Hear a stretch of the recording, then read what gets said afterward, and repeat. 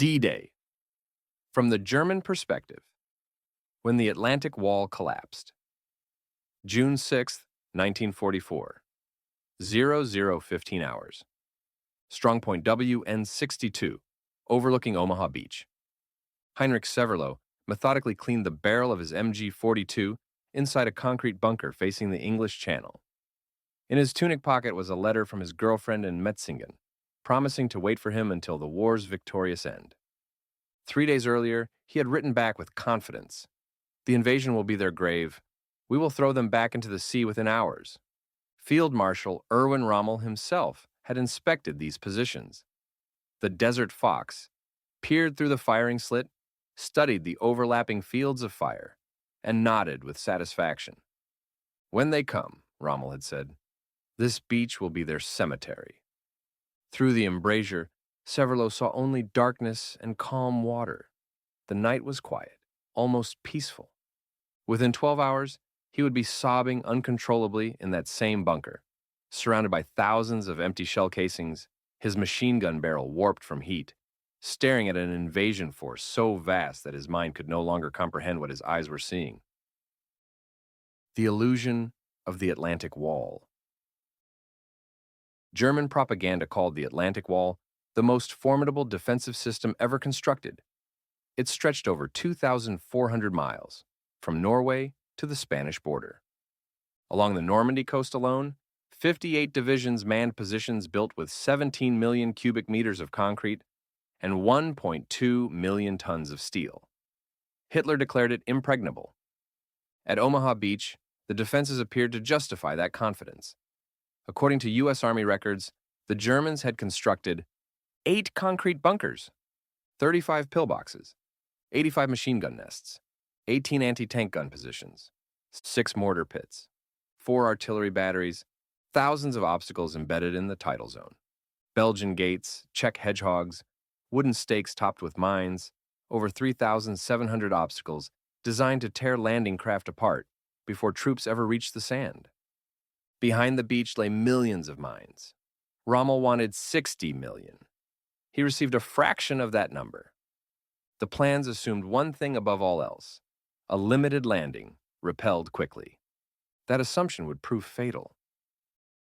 The weather mistake.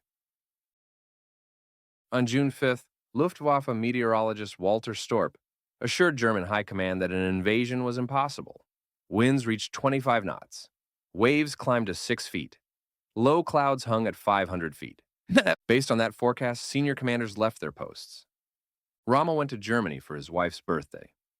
7th Army Commander Friedrich Dollmann ordered division commanders to attend war games. Naval patrols were canceled. What the Germans didn't know was that the Allies had access to Atlantic weather data, including stations in Greenland, that revealed a narrow 36-hour break in the storm. Eisenhower seized it. The first shock. Shortly after midnight on June 6th, German radar stations detected massive aerial formations approaching Normandy. Operators assumed it was another deception raid. Then, reports began flooding in. Paratroopers were landing everywhere. Some units reported British troops, others Americans. Some east, some west. Dummy paratroopers with firecrackers added to the chaos. Major Hans von Luck, commanding part of the 21st Panzer Division, immediately grasped the danger. He requested permission to counterattack. The reply, "Do not move until the situation clarifies." Von Luck later wrote, "At that moment, I knew we were lost. Every minute of delay gave the enemy time to consolidate, but we were paralyzed by our own command structure. The whole world is coming." At 5:30, dawn revealed something no German training had prepared them for. From horizon to horizon, the sea was filled with ships. Not dozens, not hundreds, thousands. According to Allied records, the invasion fleet numbered 6,939 vessels, the largest armada in human history.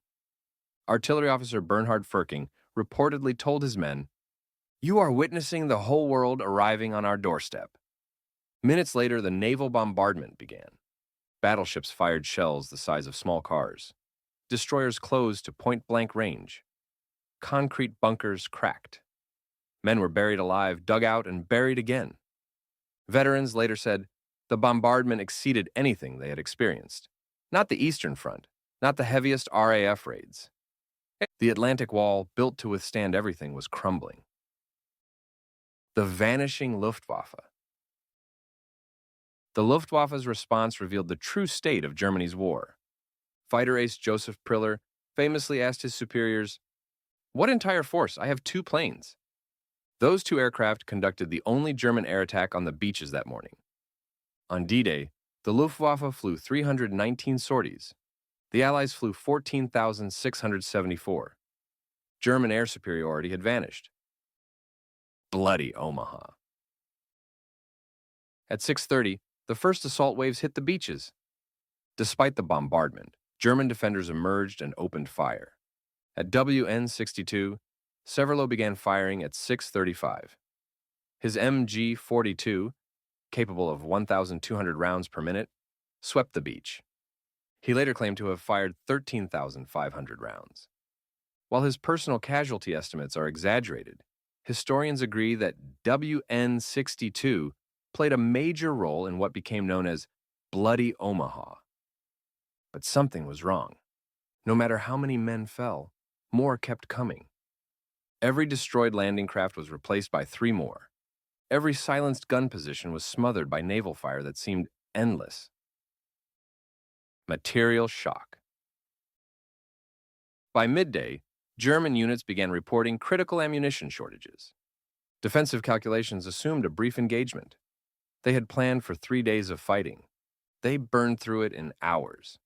Artillery batteries were rationed to 4 shells per gun per day. Meanwhile, American destroyers fired hundreds of rounds at single targets. This was not a battle. It was a collision with industrial reality. Military historians later called it material shock, the psychological collapse that occurs when soldiers realize their enemy has unlimited resources. Paralysis and collapse. German armored reserves, the force meant to crush any invasion, remained immobilized for hours due to Hitler's centralized command system. When the 21st Panzer Division finally attacked, it reached the coast, then withdrew after witnessing massive Allied airborne reinforcements landing by glider. Throughout Normandy, German units were being attacked from every direction at once. Airborne troops appeared everywhere. Roads were impassable. Communications collapsed. Entire divisions disappeared from command networks. By nightfall, the Atlantic Wall was breached. The end was mathematical. In the weeks that followed, the pattern never changed. German counterattacks were illuminated, detected, and annihilated. Reinforcements took weeks to arrive, if they arrived at all. Entire divisions were destroyed without ever reaching the front.